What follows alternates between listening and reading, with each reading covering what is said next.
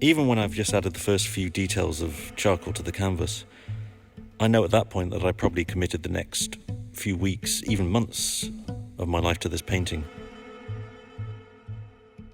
I think you can look at any portrait painter's work in the past and see almost a diary of their life. Certainly with my own work, I can look at any piece that I've done and know exactly where I was at the time. My first painting I did when I was 11 years old of my mother, I can remember that like it was yesterday. When you spend a month or longer on a painting, that tends to stay with you, I think. Very often I choose someone to paint just because they have an interesting face or their expression has a story to tell. Some of the most interesting people I've met have been through playing music. A few years ago I decided I wanted to develop the way in which I presented my portraits by adding film to allow the viewer to see more of a backstory of their lives. I wanted this to run parallel with the development of the painting, so presenting a more in-depth portrait. The second idea was to travel in order to make these films.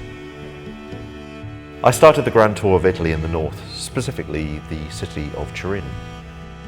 The Grand Tour was originally a pilgrimage through Italy made by gentlemen and aristocrats around the 17th and 18th century. Many artists, writers and poets kept journals and sketchbooks documenting their experiences. I want this series to document my own experiences by painting and filming the varied characters I meet on my travels. Travelling through Italy is an obvious choice for me. As well as having a deep personal and artistic connection here, I'm constantly fascinated by this country.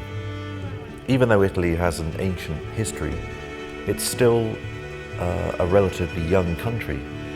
Before this, it was a collection of cities and states, each with its own culture and traditions.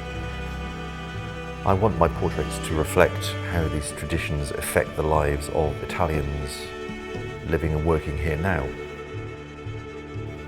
The Italian people have been so welcoming to us so far and really let us into their lives.